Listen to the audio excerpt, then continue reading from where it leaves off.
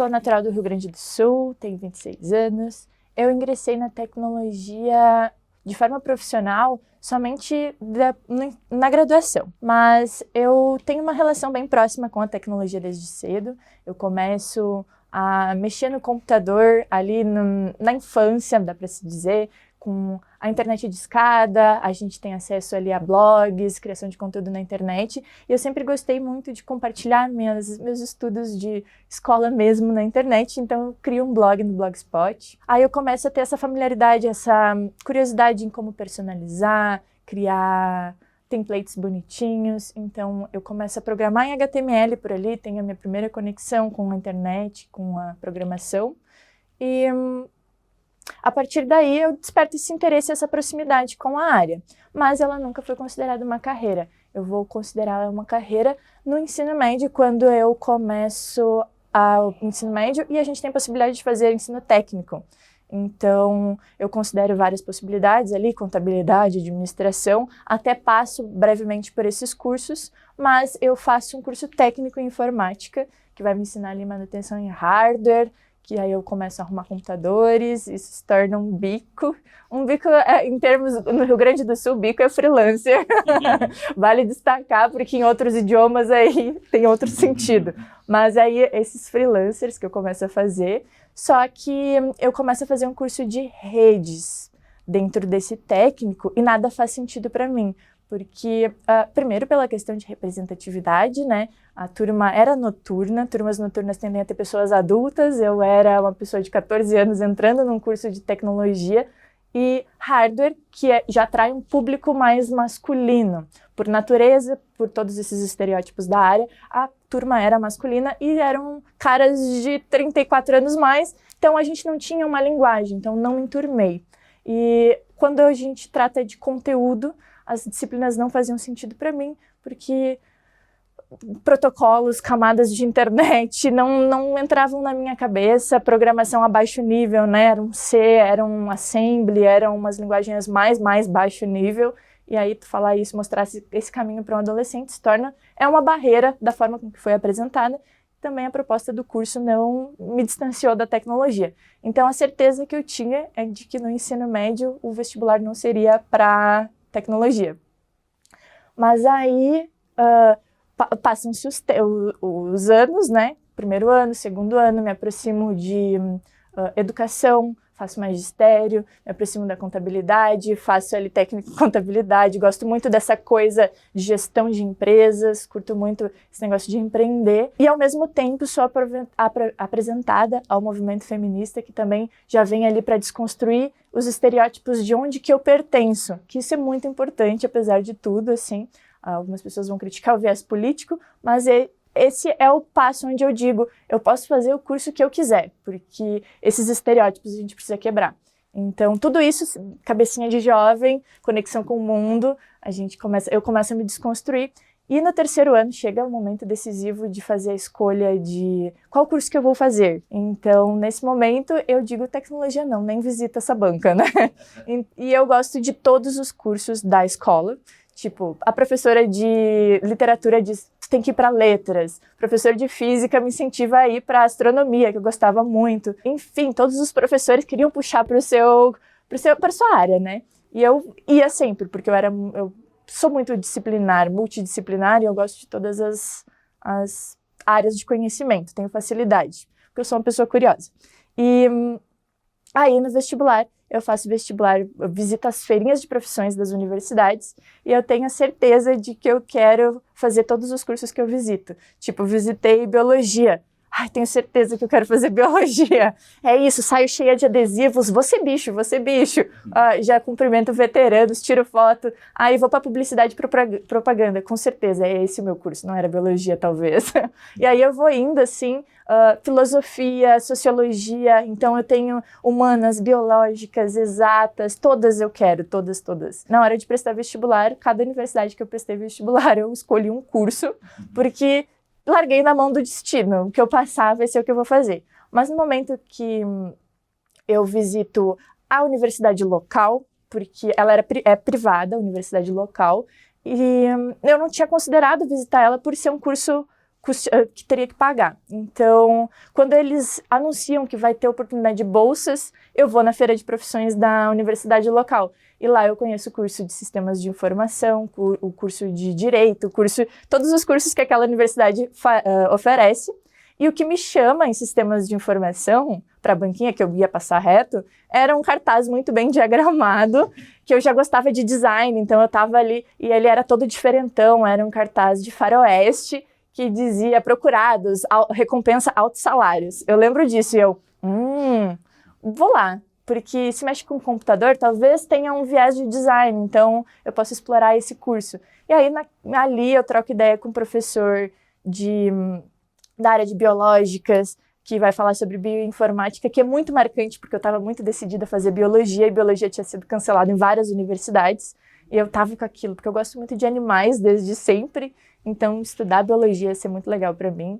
E aí ele fala sobre bioinformática, sobre genética, me apresenta esse universo dentro da tecnologia. Aí eu falo com outra professora que pesquisa inteligência artificial, e ela fala do viés antropológico, dos estudos humanos e tentar transformar isso em código para explorar a inteligência artificial, e eu fico, com certeza. E aí vou trocando ideia com diferentes pessoas que fazem diferentes coisas dentro da tecnologia, e percebendo esse caráter transversal da tecnologia, eu digo, não, com certeza sempre foi tecnologia. Tecnologia não é só hardware ou só protocolo TCP/IP, que não fazia sentido para mim. Eu nunca curti muito hardware, mas aí tecnologia faz sentido para mim, faço vestibular, consigo bolsa pelo ProUni e faço toda a universidade muito satisfeita. E aí dentro da universidade eu puxo sempre para as minhas pautas, né? Aí, aula de algoritmos, o que eu vou fazer? Algoritmos para resolver problemas do meu cotidiano, tipo, ao invés de trocar um pneu, que é o que a gente faz primeiro, eu alimento um gatinho. Como servir a ração? Eu passo algoritmo de servir a ração para o gatinho.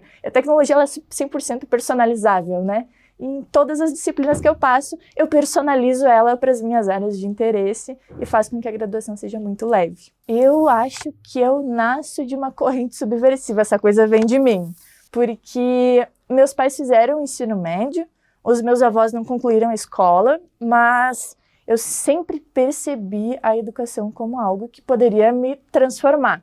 E, inclusive, toda professora do magistério, quando vai entrar e se apresentar, diz, eu brincava de escolinha. Eu brincava de escolinha em casa, eu dava aula para mim mesma, dava aula para minha irmã mais nova, e eu sempre ia na biblioteca pegar livros do ensino das turmas posteriores para estudar. Então, eu sempre tive essa curiosidade de aprofundar tudo e também um pouco da minha personalidade de ser perfeccionista. Sou perfeccionista desde criança. Então, na aula de geografia, quando a professora dizia para estudar os planetas, eu ia muito mais a fundo nos planetas, eu queria entregar tudo. E eu sempre fui assim com tudo.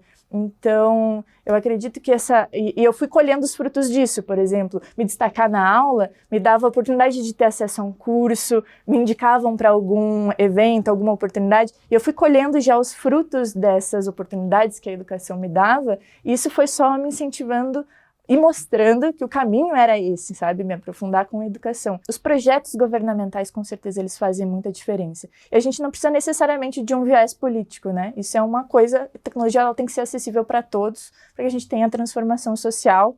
E todas essas iniciativas governamentais, elas me deram acesso à possibilidade de usar a internet, me empoderar do computador. Então, começamos por aí. A gente precisa de políticas que aproximem eu, que estou lá na minha casinha, que não imagino que internet dá para pesquisar, que um computador dá para ter em casa, eu acesse e torne isso... E depois a gente tem também, outro sentido que eu gosto de explorar, é como até eu posso ser protagonista da tecnologia. Projetos sociais, eles nos apresentam, dão acesso. E também nos permitem pensar sobre como eu posso criar coisas em cima desse acesso. Porque até então, às vezes, a gente tem acesso a um celular, mas a gente não se vê capaz de criar aplicativos, de criar, sabe, de transformar a tecnologia, de também entregar alguma coisa. A gente só se vê ali, eu consumo TikTok, eu consumo Instagram.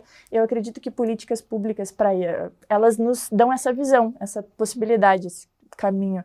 E também empoderamento como um todo de indivíduo dentro da sociedade, né? Me sentir capaz de fazer algo, quebrar estereótipos, porque às vezes o nosso núcleo familiar ele não nos possibilita essa visão, porque a gente está falando de outra geração que não teve acesso à internet, não teve acesso à tecnologia e essa influência externa nos abre os horizontes, nos permite sonhar, nos permite entrar e pensar protagonismo dentro da área, né? Então alguém devolveu para a comunidade o conhecimento que adquiriu e por isso que eu fui iniciada dentro da tecnologia, né? Então, para manter esse ecossistema vivo, com tudo que eu adquiri da comunidade, eu aprendi programação de forma gratuita, eu tive acesso ao computador de forma gratuita, acesso à internet, tudo alguém estava entregando para a comunidade. Então, a gente tem que equilibrar essa balança e devolver. Então, eu sempre, antes da pandemia, dá para dividir a minha carreira antes e pós-pandemia, porque antes da pandemia eu estava presente nas comunidades,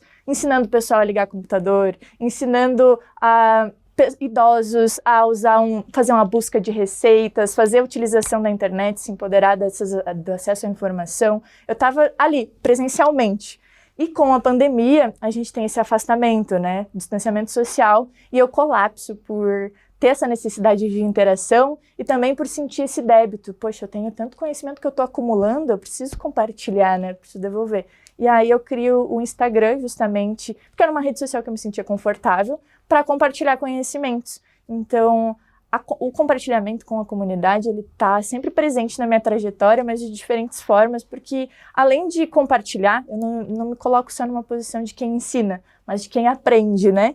Porque toda vez que eu troco ideia com alguém, eu aprendo alguma coisa, eu acho que essa é a parte mais gratificante, assim, das comunidades, do compartilhamento de conhecimentos. Escuto muito as meninas que eu já passei por projetos sociais falando que até me ouvir falar sobre tecnologia não consideravam seguir a carreira, porque a gente carece de representatividade feminina. Quando a gente olha para a internet, parece que tem muitas pessoas, porque tem muitas meninas de fato criando conteúdo, mas elas são uma minoria, é uma quantidade muito pequena, e a gente não está chegando ainda em todas. E sempre que eu estou num evento presencial, que eu participo, que eu faço uma fala, no Instagram mesmo, as meninas falam, eu não sabia que dava para ser back-end, eu não vejo meninas no back-end, que é uma área também que a gente vê como masculina, por ser hard sciences, e esses feedbacks eu acho que são demais. E eu recebo muito, principalmente das meninas, assim, pela questão da representatividade. A Lura, ela começa na minha vida me profissionalizando, né? Me dando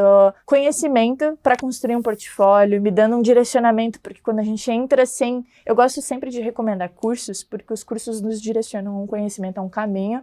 Quando a gente está chegando, a gente está com a cabeça muito, meu Deus, o que eu faço? A gente não sabe fazer perguntas. E a Lura, ela entra me dando esse caminho, assim. Então ali eu consigo direcionar meus estudos através de uma trilha, de uma formação, e isso me possibilita montar um portfólio e conseguir a primeira vaga. Então aí a gente já tem um grande impacto. Poxa, entrando na primeira vaga a gente fica sem limites, né? Agora só pra frente. Aí a gente tem os conteúdos gratuitos da Lura, que são os podcasts, o canal no YouTube que eu consumo muito, e todas essas coisas, assim, elas vão abrindo os nossos horizontes, porque um podcast a gente tem acesso a diferentes carreiras, diferentes possibilidades de atuação, notícias, enfim, a gente fica por dentro do mundo tecnológico. E com o YouTube da Lura, que tinha antigamente, não sei se ainda tem, muitos cursos gratuitos por lá, tipo Ruby, eu não sei se ainda são atualizados, mas eu fiz bastante cursinho por lá antes de poder pagar a plataforma também. E com a comunidade, ela está me possibilitando me conectar com mais pessoas e alcançar mais pessoas, porque agora eu estou numa posição de mais de compartilhamento, né? Então, essas possibilidades de conexão que a Lura está me oportunizando, são incríveis. Eu sou muito grata.